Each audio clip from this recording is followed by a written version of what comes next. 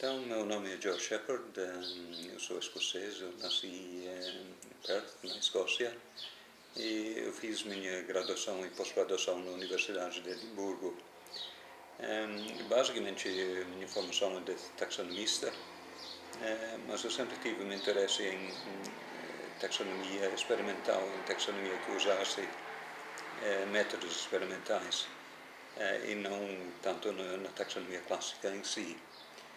E quando eu estava terminando meu doutorado em Edimburgo, eu tomei uma decisão que eu gostaria muitíssimo de trabalhar por um tempo nos trópicos, que como taxonomista eu achava que não se podia dizer que se conhecia a flora mundial sem pelo menos trabalhar um pouquinho nos trópicos em alguma parte do mundo, com toda a sua riqueza e diversidade, né? E quando eu estava terminando o doutorado, então eu estava procurando um emprego desse tipo e tinha alguma possibilidade de trabalhar na África, nos Camarões, mas o trabalho dependia de uma série de bolsas e dinheiro que estava prometido, mas não entregue, e estava um tanto complicado. E nesta época, o Gil Filipe, que já era do Unicamp, veio visitar o departamento. E durante a visita ele veio e me falou que olha, o pessoal está procurando taxonomistas lá no Unicamp, lá no Brasil, em Campinas, e você teria interesse? E eu respondi, sim, por que não? Eu não sabia muita coisa sobre o Brasil, sobre Campinas na época, mas estava nos trópicos e eu estava interessado, né? Gil voltou então para a Unicamp, fez os arranjos necessários e eu recebi uma carta me convidando então a vir para a Unicamp. E com bastante entusiasmo eu aceitei e decidi vir para cá, né? E minha chegada no Brasil foi um tanto tumultuado porque originalmente era previsto que eu viajaria como o Peter Gibbs, que vinha na mesma época, mas por vários motivos a minha passagem não saiu na hora certa e coisas assim, e eu tive que esperar mais 2 semanas até poder viajar. E então estas 2 semanas foram um tanto problemáticas. Eu estava absolutamente sem dinheiro, eu tive que dormir no chão da sala de um amigo em Edimburgo, porque eu não tinha dinheiro para me manter em Londres na época, esperando o voo, né? Mas finalmente cheguei até Heathrow para pegar o voo para o Brasil e descobri que o voo tinha sido atrasado por causa de uma greve em Paris e cheguei no Rio então 4 horas atrasado, né? E naquela época os voos entre Rio e São Paulo eram feitos pela via elétrica, né, o turboprop, e eu não peguei o voo certo, já tinha ido, né, mas me colocaram num outro voo para São Paulo então. E eu não falava absolutamente nada de português e durante o voo o piloto falou alguma coisa nos alto-falantes, mas eu não entendi nada do que ele estava falando. E eu estava olhando pela janela do avião e eu vi o motor parar, não é? Achei estranho, talvez eles estão desligando 2 dos motores para conservar combustível no voo, coisas desse tipo, não sabendo nada de aviões e coisas assim. E o passageiro que estava ao meu lado entendia falava um pouco de inglês e virou-me e falou: olha, estão tendo problemas com o motor, está falhando e vamos pousar em Viracopos. E aí eu pensei, bom, eu vou para São Paulo, mas enfim, Viracopos é em Campinas, é onde eu quero estar. Não faz sentido ir até São Paulo e voltar para Campinas, né? E no início, quando o avião pousou sem problemas, tinha 2 famílias que queriam descer em Viracopos também e a tripulação não queriam deixar de jeito nenhum. E teve uma tremenda discussão no meio do avião de qual entendi absolutamente nada, mas tinha gente gritando de todo quanto era lado, era muito interessante. E eventualmente o pessoal, os oficiais aí do aeroporto deixaram descer então em Viracopos, então eu desci lá e claro que não tinha ninguém para me encontrar porque estavam todos em São Paulo me esperando lá. E eu descobri que tinha um rapaz que ia para o Instituto de Física na Unicamp, ele já conhecia e tinha transporte para levar ele até a Unicamp. Então eu consegui pegar uma carona junto com este rapaz. Fomos até a Física e depois eles me levaram até a Biologia. E me deixaram lá com Ladislav Sodek, atualmente aposentado, mas ele era do Departamento de Fisiologia Vegetal na época. E eu fiquei com Sodek durante a tarde e depois, no final da tarde, ele falou, vamos até minha casa e vamos jantar lá e depois eu te levo até o apartamento do Gil, né? E nós saímos do Unicamp, nós começamos a sair quando caiu uma imensa chuva com trovão e tudo. Ficamos totalmente molhados só atravessando o estacionamento, que naquela época era simplesmente um monte de lama com 3 ou 4 centímetros de água em cima. Chegamos até o carro dele e começamos a sair do Unicamp e encontramos, era pista única naquela época para chegar até a cidade. Encontramos o trânsito totalmente parado porque tinha tido um acidente na pista mais para perto da cidade e ficamos lá esperando pelo menos uma hora o trânsito normalizar, né? Finalmente nós fomos até a casa de Sodek e de lá fomos para o centro da cidade, para o apartamento de Gil Felipe, e um quarteirão do apartamento tivemos que parar porque tinha barreiras nas ruas, tinha carro de bombeiro, luzes piscando e bombeiro por todo quanto é lado, e absolutamente na escuridão porque tinham cortado a eletricidade. Uma loja logo embaixo do apartamento tinha pego fogo e estavam apagando o fogo e tinham cortado a eletricidade para todo o quarteirão.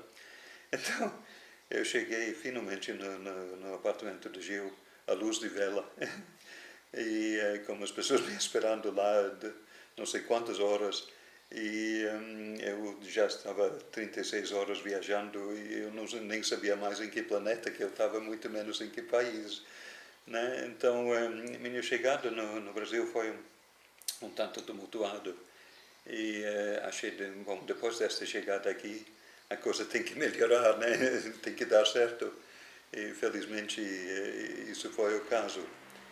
Mas, quando eu cheguei no Unicamp, eu encontrei uma situação bastante interessante, porque o departamento era recém-formado, o Ailton Jolie tinha morrido uns poucos meses antes e tinha um departamento quase inteiramente de pessoas relativamente jovens e sem uma formação muito avançada, e o único membro mais sénior do departamento era o professor milanês, que na época já tinha quase 70 anos e logo em seguida ele teve que tirar a aposentadoria, ou teve a aposentadoria sem opções de continuar. E o departamento então ficou na chefia de Peter Gibbs, recém-chegado. E foi para mim uma experiência muito boa, porque o departamento era relativamente jovem, tinha relativamente pouca hierarquia, não era uma coisa muito engessada ou pesada em termos de hierarquia de pessoas, e podíamos todos eram entusiasmados. Peter, quando ele assumiu a chefia, acho que foi um dos fatores que realmente consolidou o departamento lá como um bom departamento de botânica.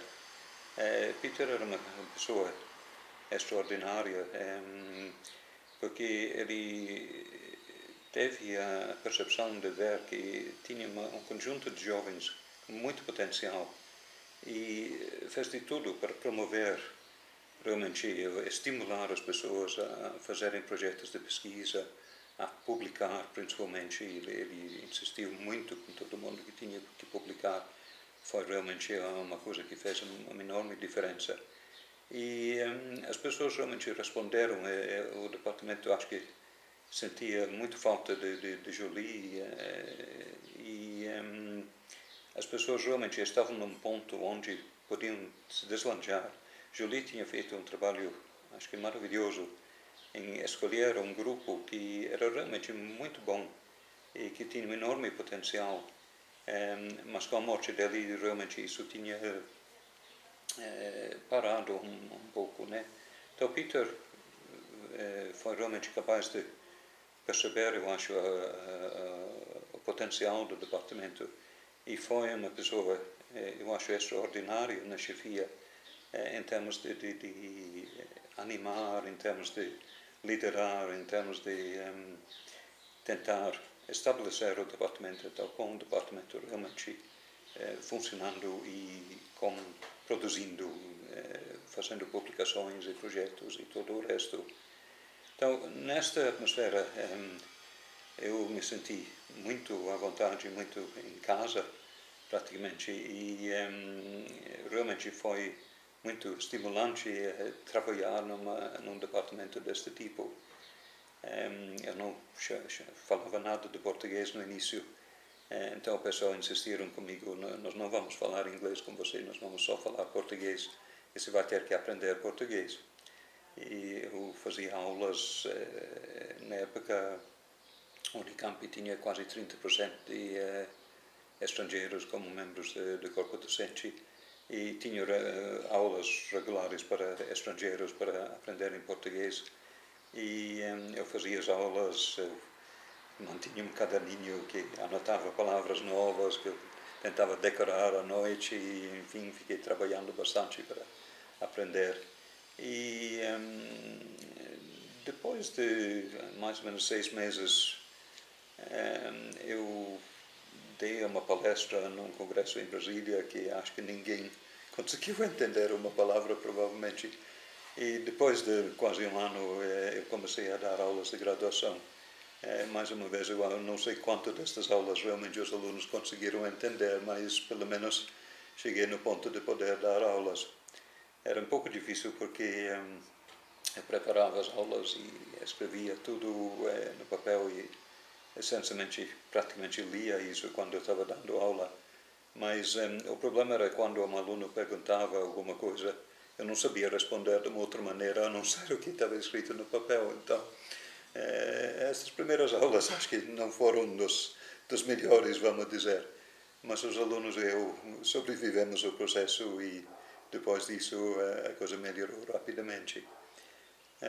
Então, a língua originalmente foi algo de um problema, mas com muito apoio de aulas de outros membros do departamento, isso logo se passou e eu era capaz de comunicar de novo razoavelmente bem. Quando Peter Gibbs saiu da chefia,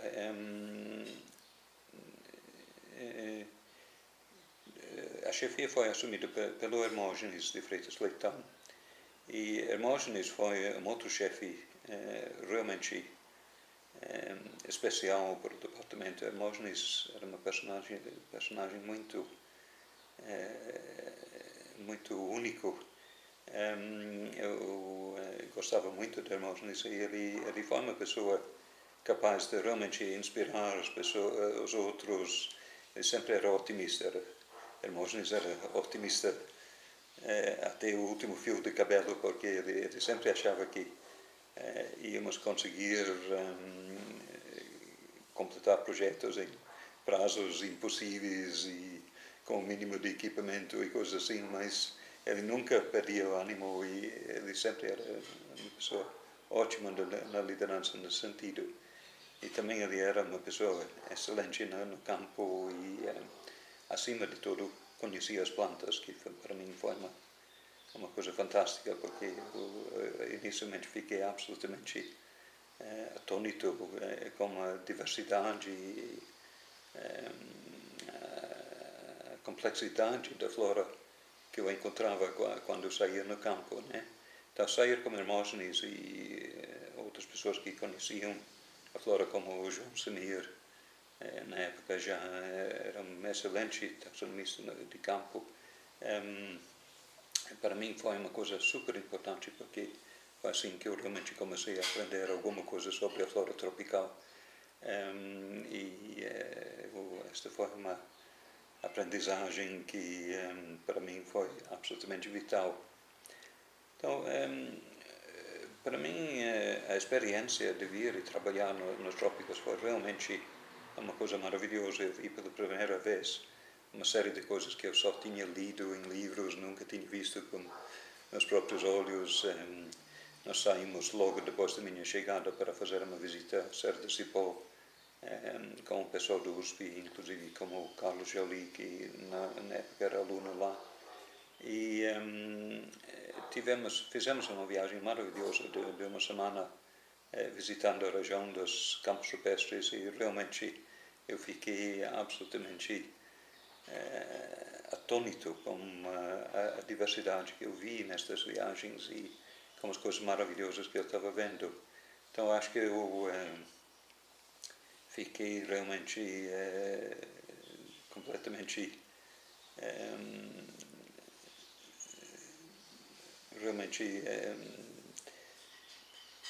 maravilhado com a flora que eu estava vendo, e eu percebi que esta decisão de ir em algum lugar trabalhar nos trópicos realmente tinha sido acertada, e que eu estava num lugar ótimo para fazer isso, né?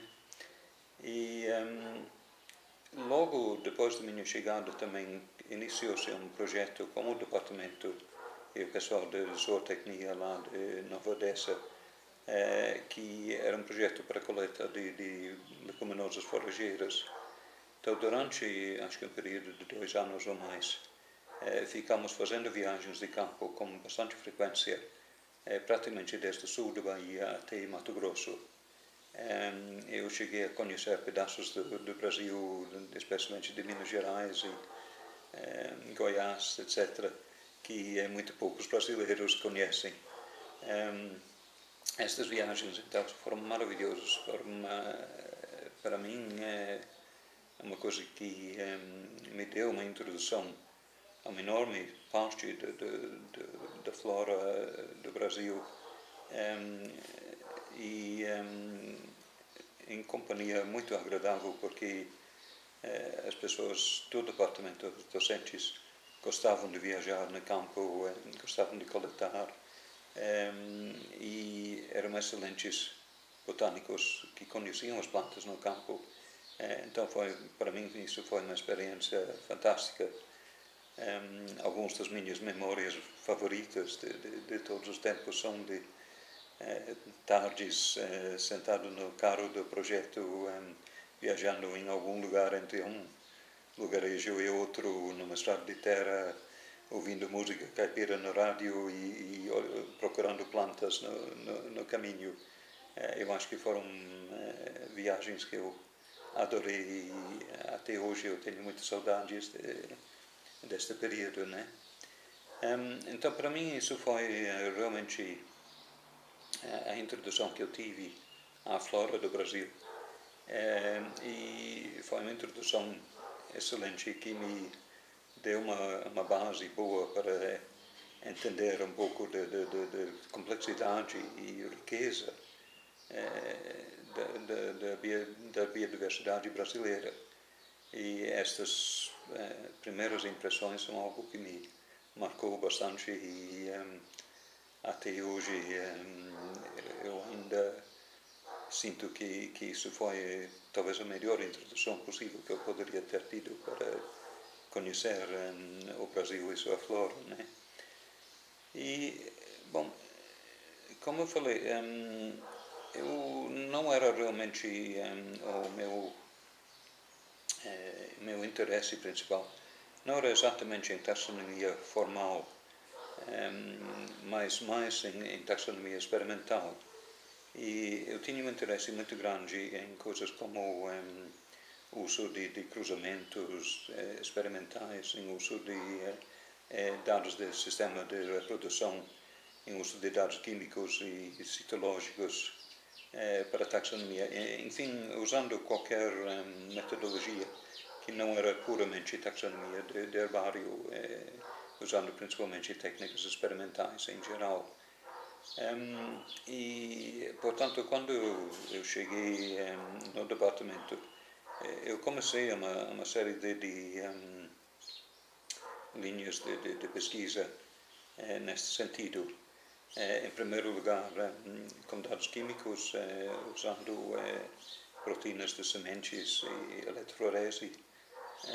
Então, tive vários alunos, a Betty Michelin, a Dulce Rocha, eram entre os primeiros que trabalharam com sistemas de gel para olhar proteínas de sementes.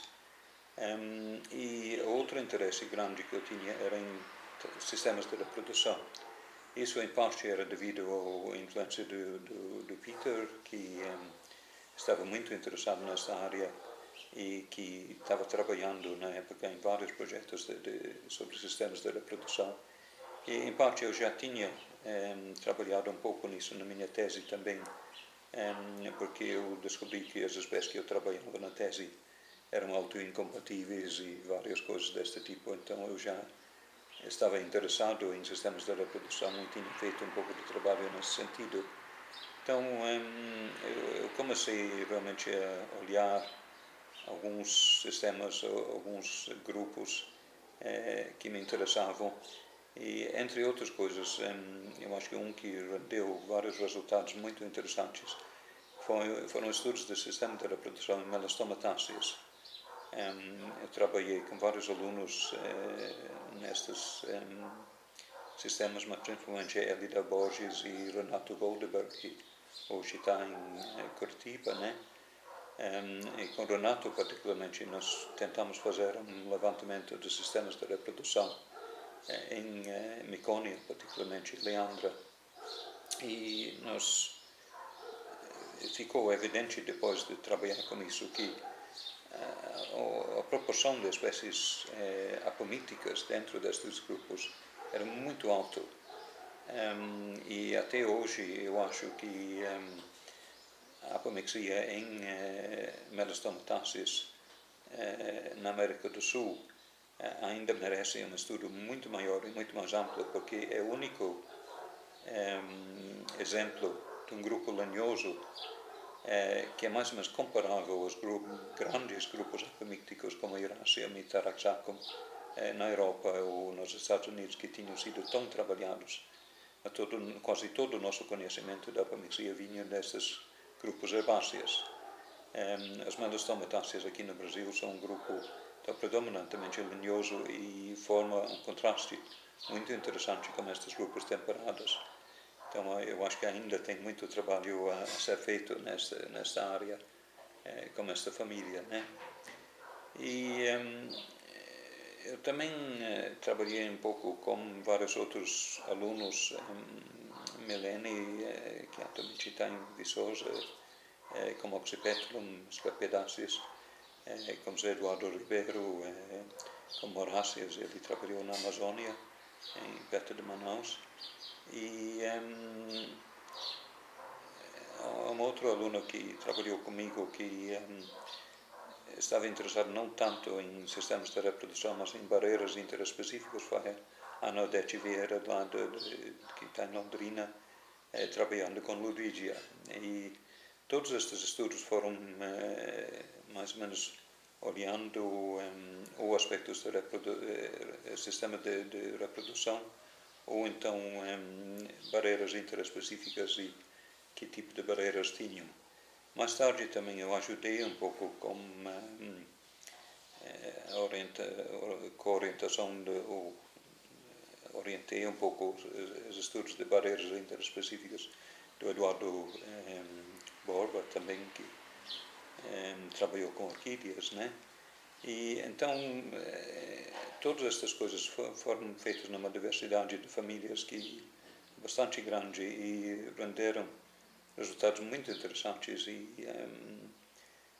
eu acho que o potencial desta área ainda está enorme, tem imensa quantidade de estudos para serem feitos nisso aqui e eu só lamento que eu não estou podendo orientar mais nesta área, né? Isso então foi uma das linhas de pesquisa que eu estava interessado em seguir, né? E quando eu cheguei no departamento, na verdade o curso de graduação que foi dado lá era relativamente tradicional, não incluía métodos experimentais, então uma das coisas que eu fiz foi introduzir uma parte de um curso de graduação onde nós falávamos um pouco de métodos experimentais e citologia e uso de outros dados em taxonomia. Isso acho que foi bastante importante porque na época diferencia um pouco o departamento do Unicamp e dos outros departamentos aqui no Brasil, no sentido de trazer algumas novidades e eu acho que foi uma coisa que foi importante para a formação de vários alunos que hoje são botânicos em várias partes do Brasil, né? Então, isso foi uma coisa muito gostoso de bolar experimentos, de bolar aulas e material ilustrativo para aulas numa área que tinha sido relativamente pouco explorado aqui no Brasil e isso acho que foi um dos lugares onde eu consegui pelo menos contribuir um pouquinho para a formação do atual conjunto de pesquisadores aqui no país, né? Bom, isso foi uma das linhas de pesquisa que eu estava interessado e eu continuei esta linha até eventualmente ficar envolvido de flora de São Paulo. Eu vou falar um pouco mais disso depois. Mas a outra linha que eu fiquei envolvido foi quase um acidente. Na época que eu cheguei no departamento, o Fernando Martins já estava usando métodos fitossociológicos para estudar uma floresta em Piracicaba, ou perto de Pirassununga.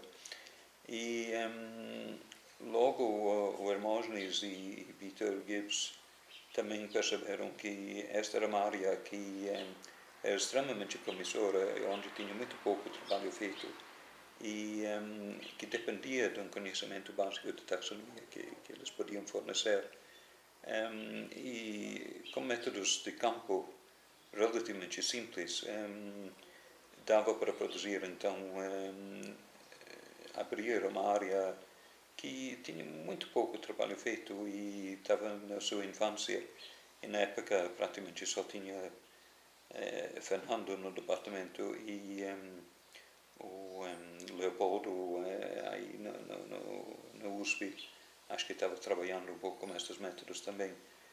E então percebeu-se que isso era uma área interessante para tentar abrir e que podia render bastante trabalhos úteis,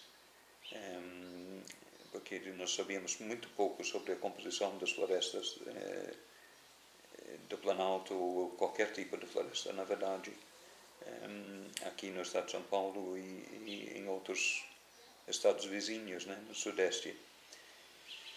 Então começou realmente uma linha de trabalhos com fitossociologia no departamento que tem sido um dos pontos fortes do departamento desde então. E eu inicialmente não estava muito envolvido nisso, eu participei em um pedaço de um estudo lá em Campininha, no Cerrado e várias coisas. Mas eu comecei a me envolver bastante com isso quando eu vi o Alex ou Alexandre da Silva, né, que fez primeiro estudo da Mata Atlântica, perto de Ubatuba, trabalhando com os cálculos das tabelas fitogeológicas.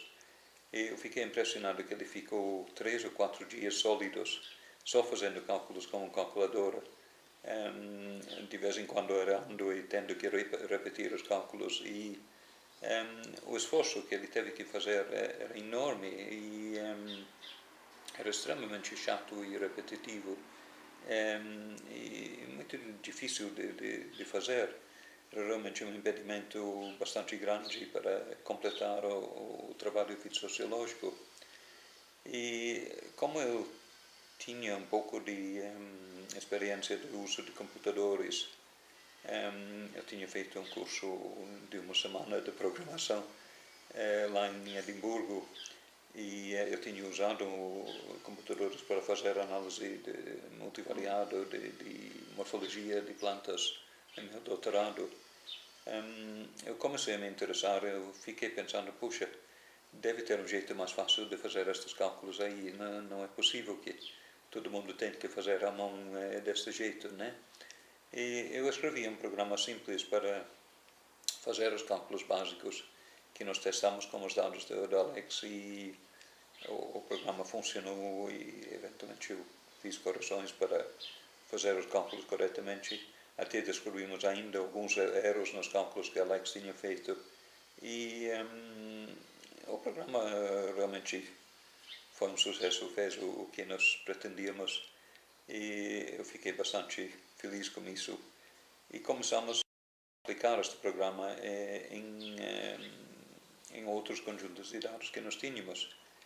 E em paralelo com isso, eu comecei a aplicar vários métodos numéricos, particularmente ordenação e análise de agrupamento em dados de vegetação de vários conjuntos aí que nós tínhamos.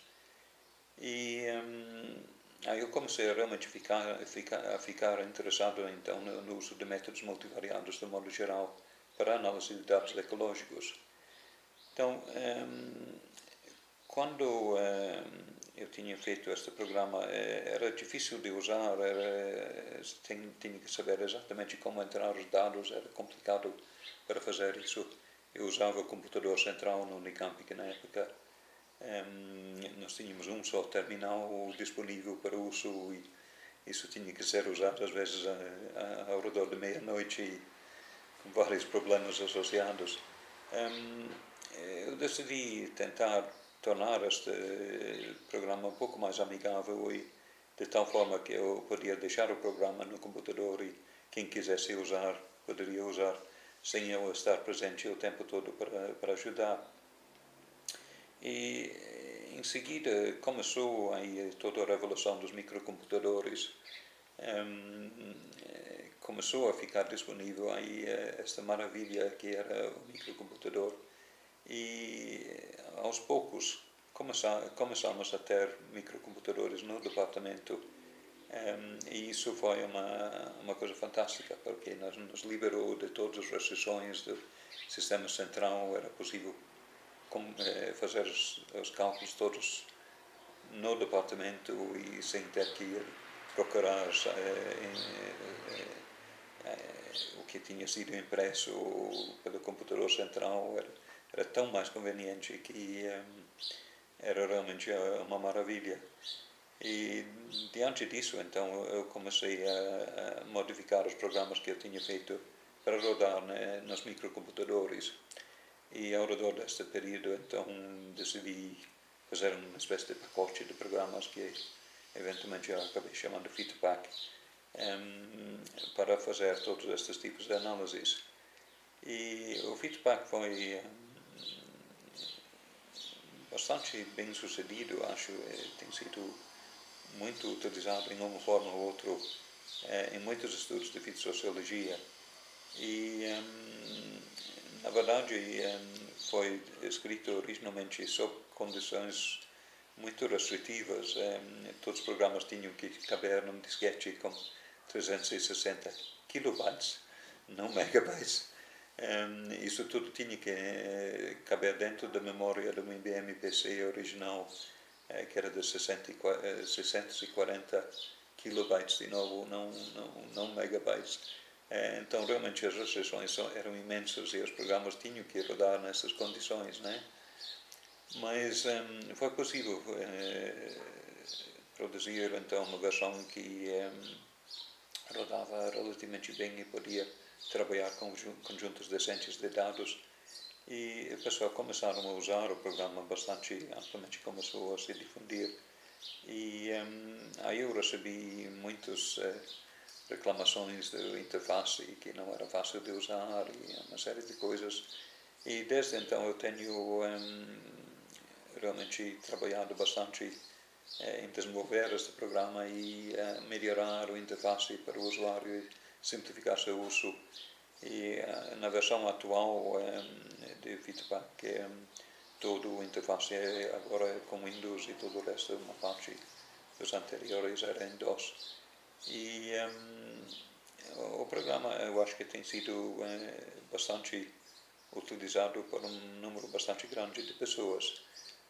Quando eu coloquei a última versão disponível online, que não está no momento, mas quando ficou disponível, acho que foram baixados algo tipo 800 cópias em dois meses ou algo assim, que me impressionou bastante. Então o Feedback foi uma das coisas que na verdade começou quase por acidente, mas foi uma das coisas então que no fim eu acho que dos meus trabalhos tem sido mais utilizado aqui no Brasil e bastante difundido, né? E eu acho que é uma coisa que ajudou pelo menos a simplificar todo o processo de fazer levantamentos de vídeos sociológicos, fazer os cálculos e todo o resto, e abriu o caminho para espalhar esta metodologia um pouco mais amplamente, e facilitou de modo geral a ampliação desta área de pesquisa aqui no Brasil. A única coisa que eu sinto que é negativo disso aí é que o programa, em certos aspectos, facilitou todo o processo de fazer os cálculos, mas infelizmente isso ficou uma coisa meio um livro de receitas, né? As pessoas que colhiam os dados, se enfiavam dentro do programa, produziam as tabelas de parâmetros fitossociológicos, mas não levaram mais adiante. Enfim, a função destas tabelas e estes cálculos é de fornecer ferramentas para analisar a estrutura da vegetação, etc. E as pessoas não estavam realmente fazendo isso, estavam parando simplesmente depois de produzir as tabelas e publicando isso com um trabalho completo. Então, em certos aspectos, às vezes foi um pouco frustrante, mas de modo geral, o Feedback realmente acho que foi uma das coisas que eu mais gosto entre as coisas que eu tenho feito aqui no Brasil. O feedback e o desenvolvimento do feedback levou a desenvolver mais este lado numérico. Eu comecei a dar um curso de análise numérica na pós-graduação no departamento. Este curso foi, eu acho, bastante procurado. Toda vez que eu ofereci, tinha mais alunos do que o número de vagas que eu tinha aberto. E até 2 anos atrás ainda tinha muito mais fregueses potenciais do que vagas toda vez que eu dei este curso. Também foi uma coisa inédita do meu ponto de vista. Eu nunca tinha visto um curso onde algumas pessoas chegaram a fazer o curso 2 vezes, repetindo o curso, e para mim eu fiquei atônito, eu nunca tinha visto isso acontecer antes em qualquer outro curso que eu dei. Então, o curso de análise multivariado, eu acho que também foi uma coisa que ajudou bastante a espalhar o uso destes métodos por vários lugares. E eu acho que o ponto forte do curso realmente foi o fato que eu podia formar uma espécie de ponte entre a área estatística e a área biológica. Eu não sou estatístico, muito menos ainda matemático, mas pelo menos eu conseguia explicar algumas dessas técnicas em termos que eram acessíveis para os botânicos e os ecólogos aqui da Unicamp. E neste respeito acho que eu consegui pelo menos formar esta espécie de ponte entre as duas áreas, que para mim também é uma coisa que eu gosto muito. Eu sempre gosto de fuçar coisas novas e eu gosto de ser mais ou menos a cola entre a interface entre diferentes áreas. Eu sempre fico procurando então saber de novas técnicas e novas aplicações de dados velhos, né, que sempre me interessei nesta coisa de metodologia. E eu acho que o curso então que foi dado realmente foi algo bastante importante nesse sentido, que me deu bastante ideias para como desenvolver o programa. Foi usado neste curso com várias gerações de alunos coitados que sofreram todos os bugs, os problemas dos programas aí, mas que ajudaram tremendamente a clarear minhas ideias e corrigir as eventuais falhas nos programas. Eu gostei muito desta área, de desenvolver esta área. Eu me envolvi também com vários outros projetos onde eu ajudei com análise de dados e para mim foi uma coisa muito prazerosa poder trabalhar com estas técnicas. Num conjunto bem diferente de projetos. Via o curso, vários dos alunos traziam os projetos que eles tinham de doutorado e faziam pequenos estudos pilotos dentro, como parte do curso multivariado, né? E eventualmente muitos desses estudos pilotos viraram publicações e trabalhos completos, né? E eu fico muito feliz que o curso serviu como estímulo então para o início de diversos projetos e publicações, não só na área de fitosociologia, mas em outras áreas como morfologia e citologia e várias outras coisas onde estas técnicas foram usadas. Então, isso foi, eu acho que, onde eu podia fazer realmente uma contribuição que era um pouco diferente do que existia antes da minha chegada. Bom, em paralelo com isso, com os trabalhos de sistema de reprodução e análise numérica, etc., eu também orientei alguns trabalhos na área de taxonomia e tive vários alunos que fizeram estudos essencialmente taxonómicos, mas isso não era realmente o meu forte, vamos dizer. E, de modo geral, eu não tinha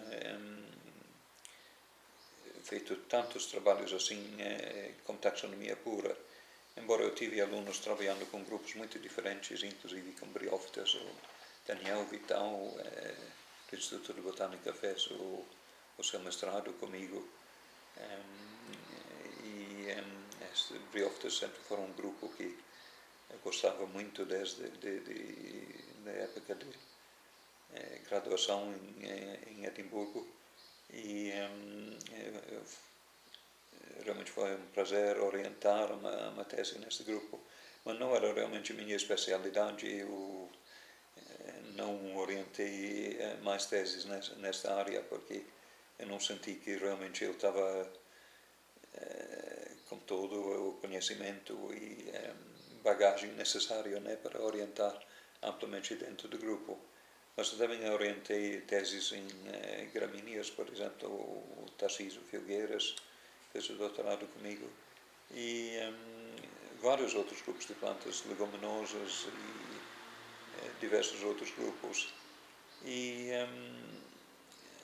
eu sempre tive um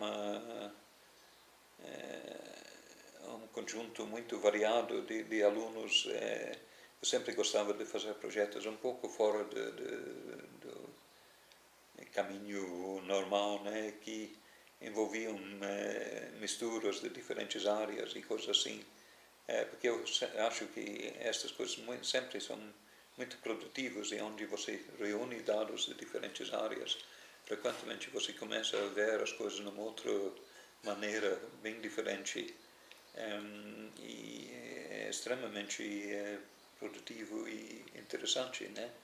Então eu sempre gostei de orientar coisas um pouco diferentes, e eu raramente tinha realmente um conjunto inteiro de alunos trabalhando em exatamente a mesma área, né? Mas eu comecei a me envolver muito mais com a taxonomia formal mais tarde, com a morte de Hermógenes. Hermógenes tinha proposto o projeto de Flora de São Paulo, a Flora Fauna-Orgâmica do Estado de São Paulo, para dar o título completo.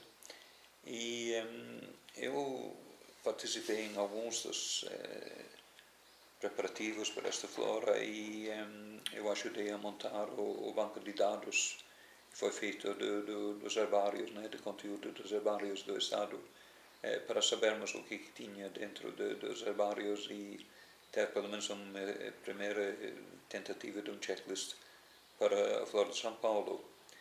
E com isso eu tinha conseguido então produzir finalmente este checklist, que demorou bastante, mas nós conseguimos completar isso. E aí estávamos começando na fase de produzir manuscrito para a flora, e aí Hermógenes infelizmente morreu. E isso foi um golpe muito grande para o departamento e para o projeto da flora, porque Hermógenes, embora ele não estava na chefia do departamento na época, ainda era talvez a pessoa mais conhecida do departamento, era certamente um grande líder em termos de pesquisa, em termos de entusiasmar as pessoas, em termos de conseguir juntar as pessoas para fazerem projetos. E a perda dele realmente foi um baque muito grande, foi um golpe tremendo no departamento, e deixou todo mundo durante um tempo um pouco desorientado, né? Mas aí veio o problema de que fazer com a flora, porque Hermógenes era o representante do departamento na flora, além de ser o líder do projeto, e decidiu-se que o departamento queria continuar dentro do projeto e tinha que ter um representante do departamento na direção, aliás, como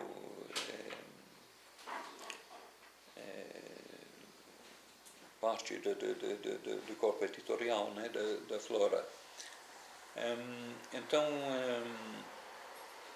no fim, depois de muita discussão, os outros membros do departamento me propuseram como representante do departamento.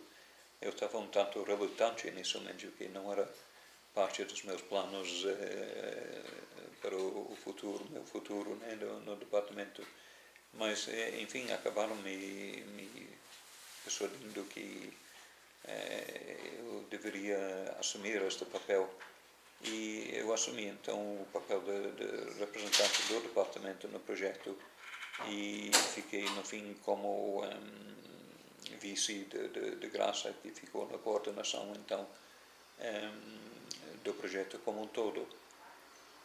E eu acho que nós estamos atualmente produzindo o volume 7 da Flora, ainda tem muito mais para vir, mas se tem um projeto que eu tenho orgulho de ser associado, e de ter participado e ajudar a produzir os resultados, acho que esse certamente é o principal.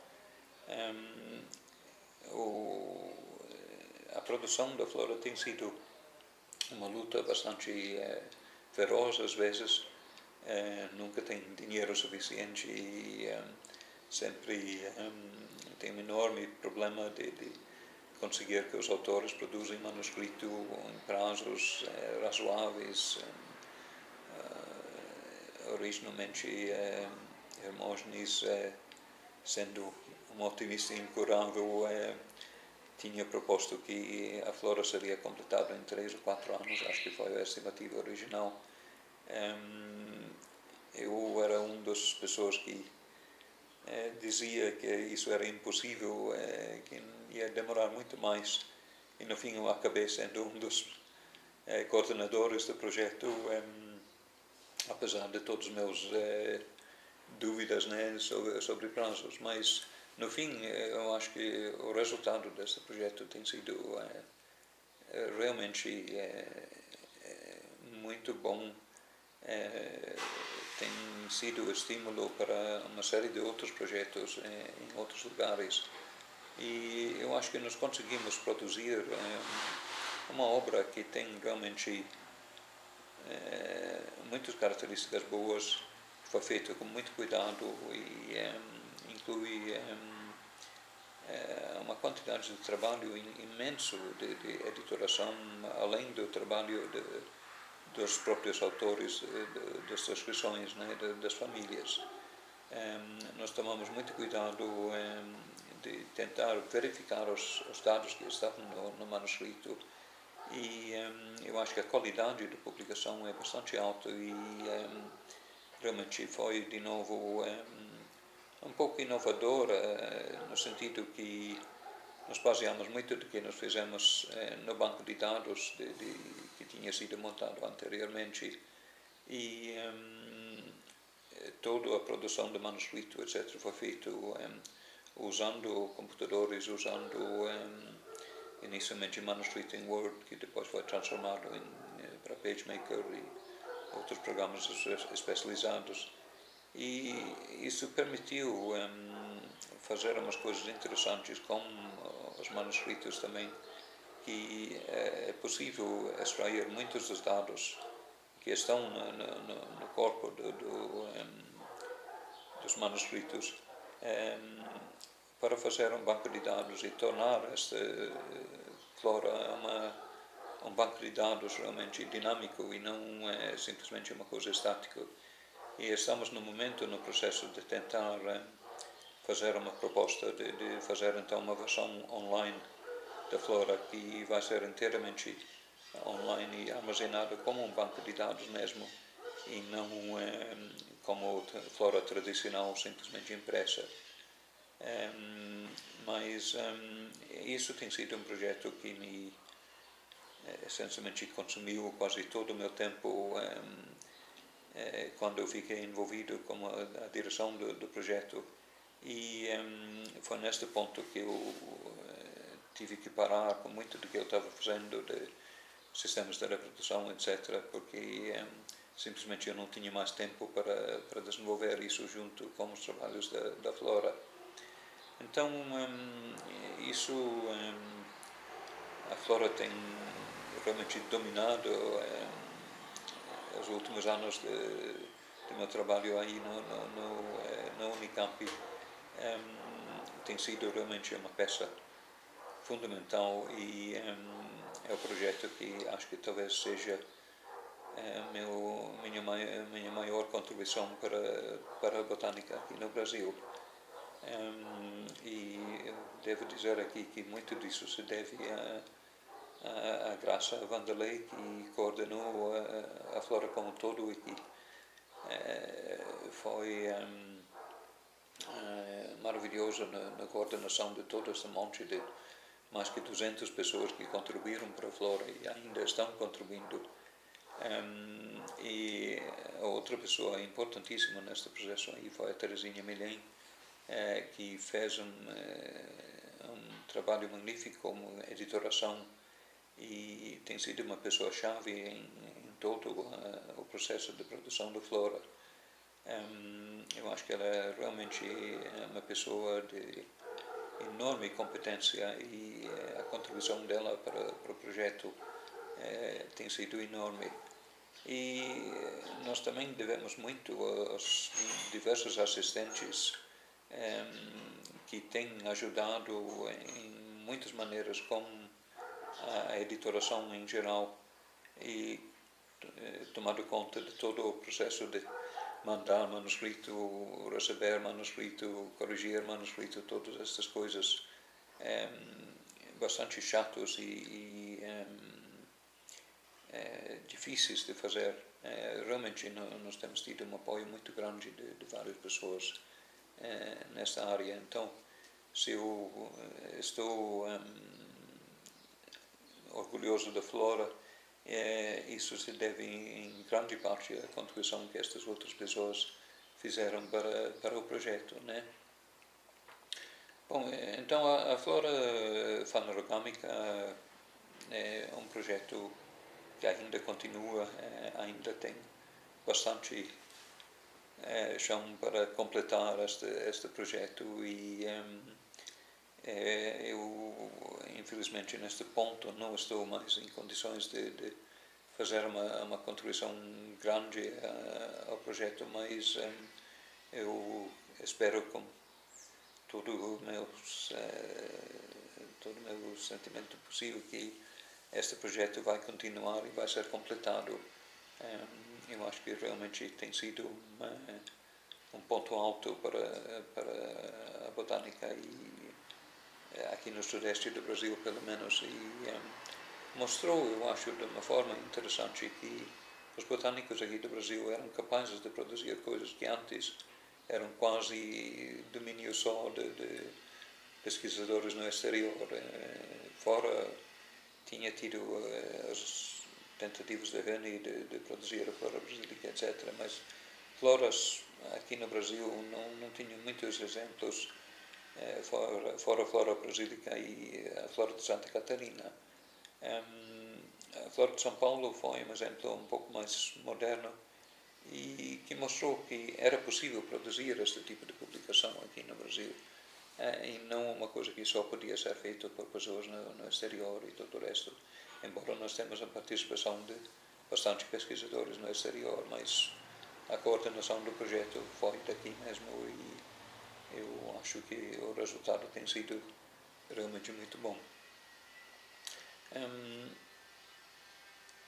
Bom, além da flora Phanerogamica do estado de São Paulo, eu fiquei também envolvido num outro projeto bastante interessante que volta a uma flora anterior, a flora brasiliensis de Márcios.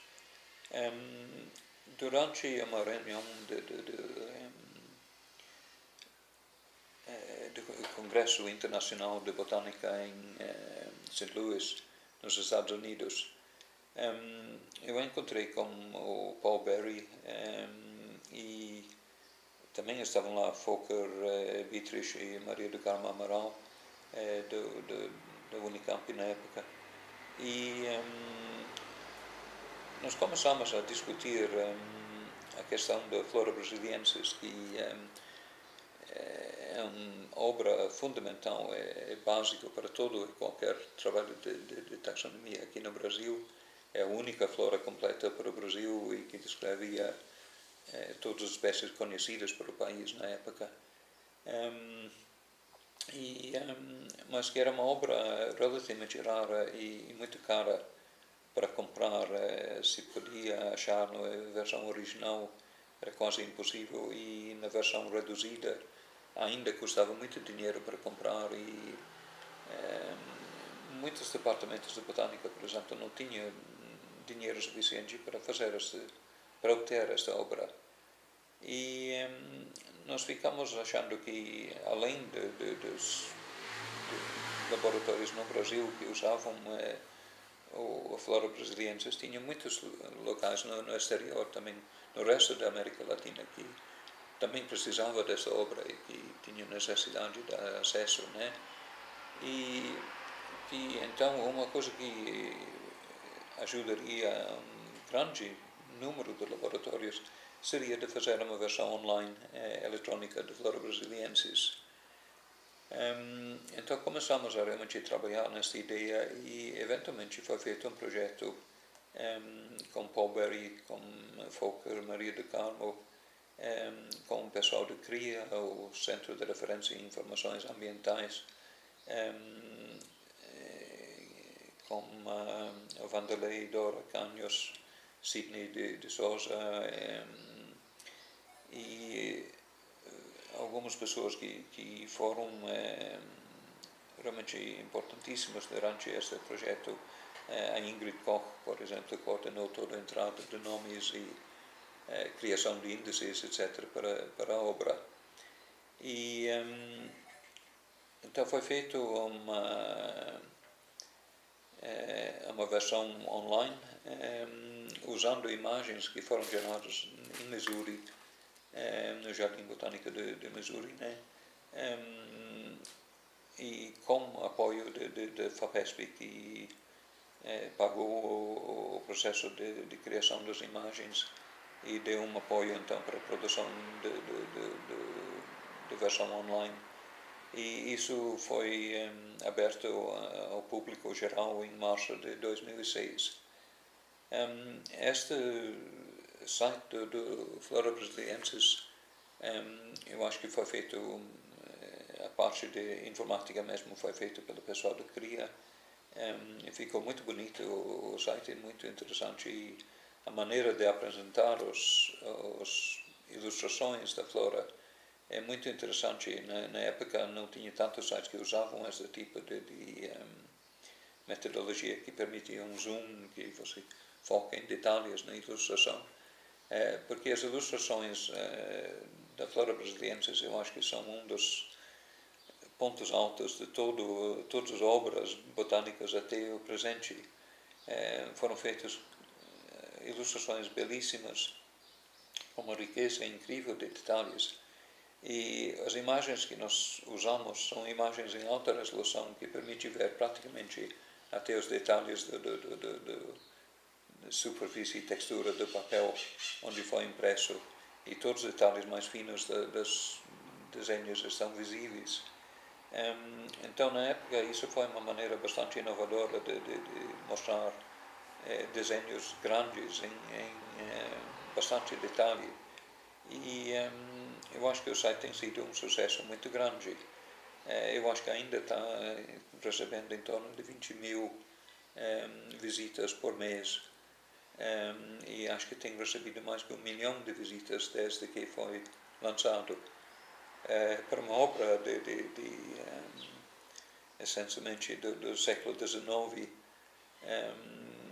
ser acessado ainda nesta escala, eu acho que é algo realmente impressionante. E realmente este site então tem sido uma coisa bastante útil para muita gente.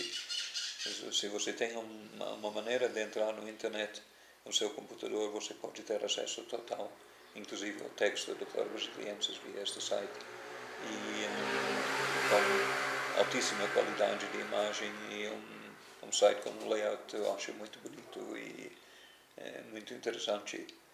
Então este é um outro projeto que eu acho que foi, para mim pelo menos, muito prazeroso participar neste projeto e conseguir produzir algo que seja de uma utilidade grande para um grande número de pessoas aqui no Brasil e também no exterior. Então, estas foram algumas das linhas que eu segui durante o tempo que eu fiquei trabalhando aqui no Unicamp, né?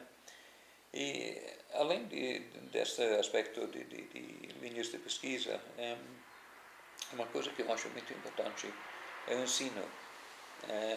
Eu sempre gostava muito de ensino, de dar aula mesmo. Isso não é uma coisa que sempre foi muito estimulado dentro da universidade, que sempre exigia publicações e outras formas de para a avaliação dos docentes, né?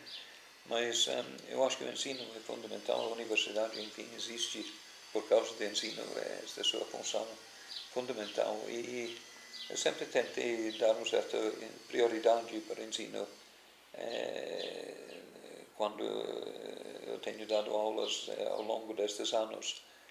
E isso também levou a uma outra coisa que me estimulou muito o processo de dar aula, a ampliar meu interesse em fotografia, porque eu precisava de fotos para ilustrar criptógamas, por exemplo. Eu dava um curso de criptógamas e não tinha muita coisa disponível na época, e eu comecei a fotografar muitas dessas coisas para produzir ilustrações para aulas.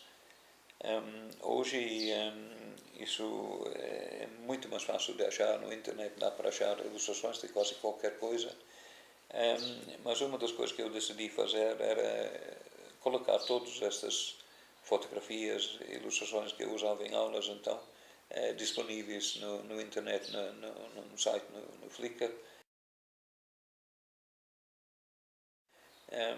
E eu acho que pessoas têm feito realmente um trabalho maravilhoso em disponibilizar essas imagens.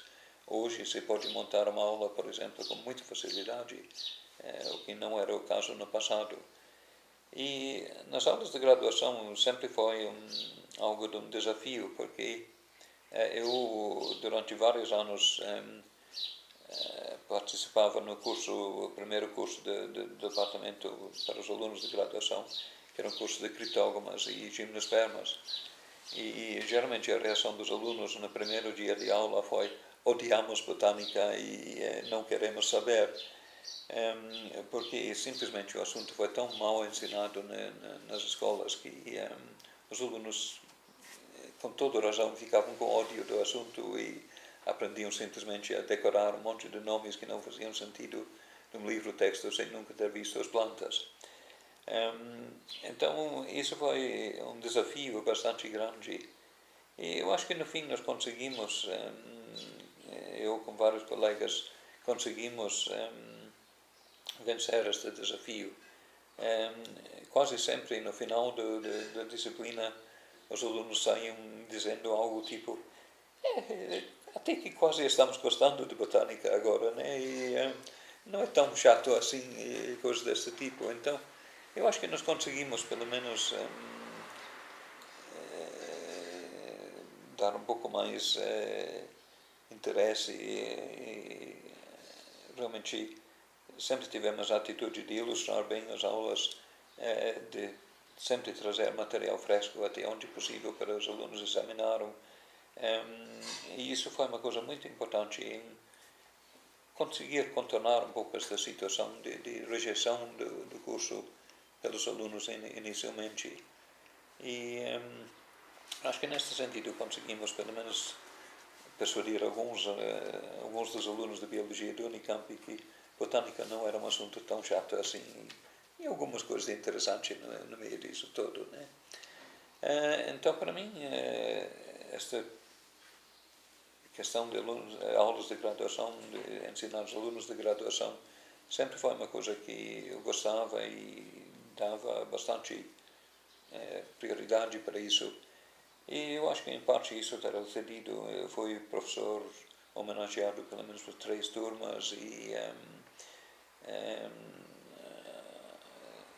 eu acho que os alunos no fim são perfeitamente capazes de perceber que quais docentes realmente fazem um esforço para ensinar, e eu acho que eu fico muito feliz com o que nós temos produzido ao nível de graduação. De novo, eu acho que minha contribuição aqui tem sido ao nível de graduação inicialmente em produzir esta disciplina de taxonomia experimental, e foi na época uma novidade, e depois nesta produção de material um pouco mais rico para aulas de criptógamas e gimnospermas, que tem, acho que, ajudado, pelo menos, a tornar esses materiais um pouco mais acessíveis, um pouco mais gostosos para os alunos. Então, aí eu fico bastante feliz que estas aulas têm realmente sido um sucesso. E, finalmente, mais recentemente, o que eu tenho concentrado em termos de pesquisa tem sido uma série de estudos das matas de altitude da Serra da Mantiqueira e partes altas da Universidade de São Paulo. E este, de novo, é um trabalho que ainda tem muito chão ainda para completar, mas isso começou em parte com uma tese de Daniel Falkenberg lá em Santa Catarina, e trabalhou nas matas nebulares lá na beira dos penhascos aí, né, do platô lá em Santa Catarina. E ele fez um estudo dessas matas e foram muito interessantes as matas, mas nós começamos a perceber que tinha uma afinidade muito grande com certos tipos de matas aqui, também no estado de São Paulo. E eu comecei então a orientar uma série de alunos trabalhando principalmente na Serra da Mantiqueira, em altitudes maiores da Serra da Mantiqueira, e eu acho que este conjunto de dados tem sido muito interessante, porque o que nós temos mostrado é basicamente que estas florestas altomontanas têm sua flora própria. Eles não são parecidos com as outras florestas em volta, as florestas montanas e submontanas. Sua afinidade maior é com as matas semelhantes às matas nebulares no sul, em Paraná e Santa Catarina. E várias espécies mostram distribuições bastante interessantes que sugerem que em algum ponto no passado estas matas tinham uma distribuição muito mais ampla e formam uma parte importante da vegetação aqui do sudeste do Brasil, embora hoje estão confinados a áreas com altitudes maiores que 1.500, 1.600 metros.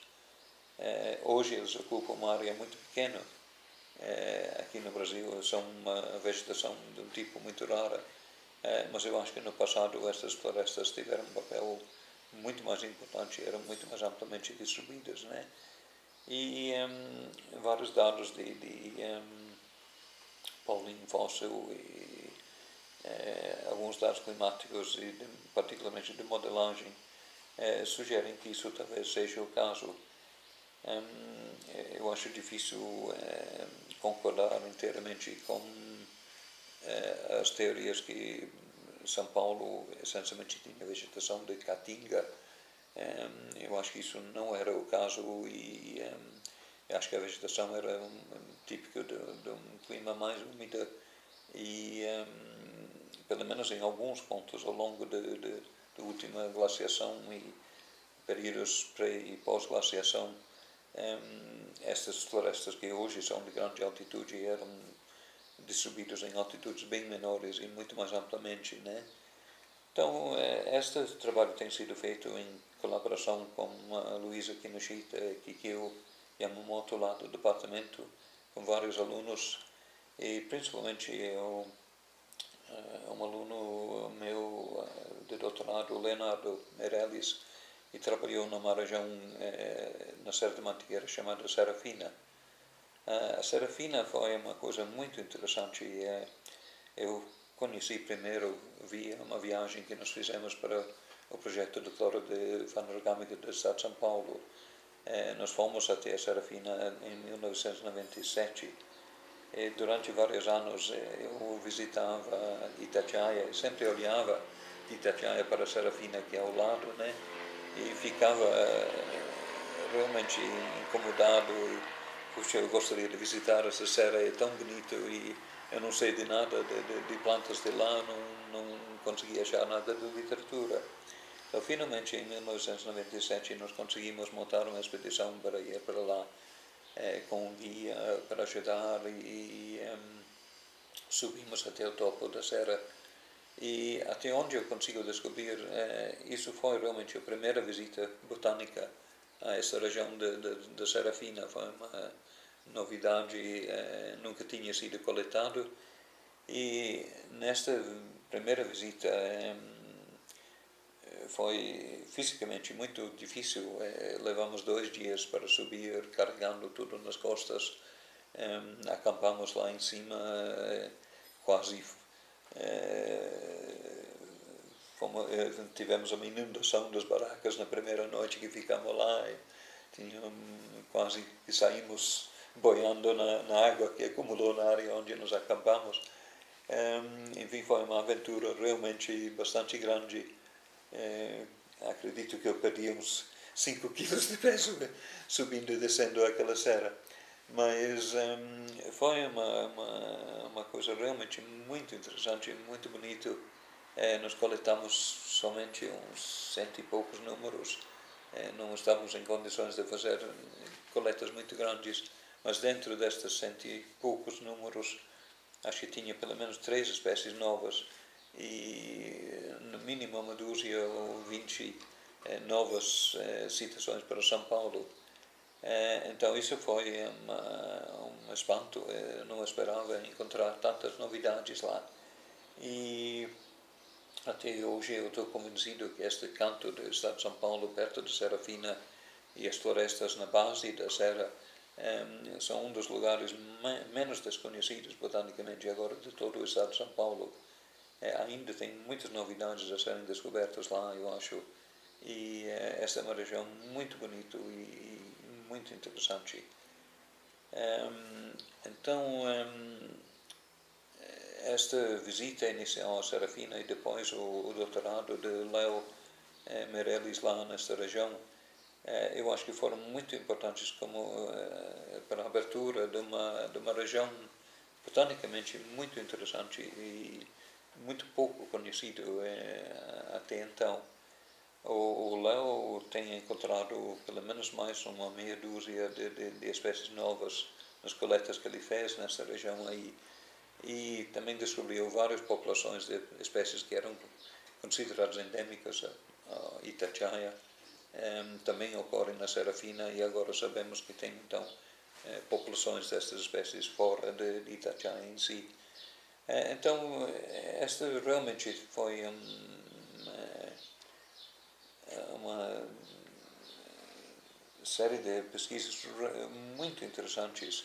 Eu fiquei fascinado com a flora de a grande altitude na Serafina, e eu acho que este realmente foi para mim um dos lugares mais interessantes que eu conheci nestes últimos anos aqui no Brasil, né?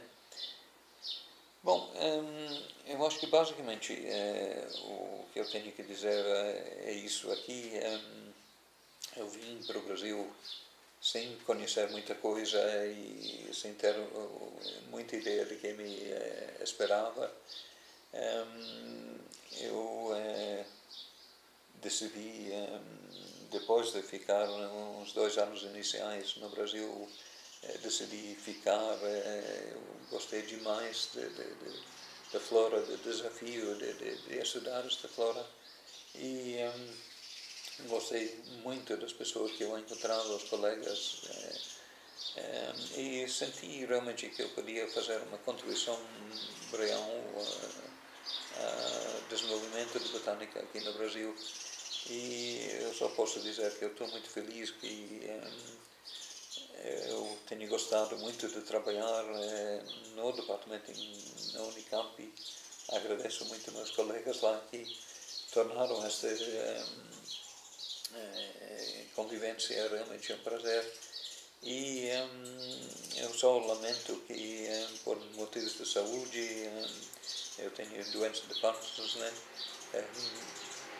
Eu não tive condições de continuar trabalhando. Não era minha intenção de aposentar tão já. Eu ainda estava muito a fim de continuar trabalhando com esta flora fantástica, né? E ainda continuo fazendo alguns trabalhos de consultoria, etc., mas eu realmente não tenho condições mais físicas de continuar no emprego em tempo integral, né? Eu achei que não era justo com meus colegas fazer esse tipo de coisas, fingir que está trabalhando em tempo integral quando realmente não tinha mais condições.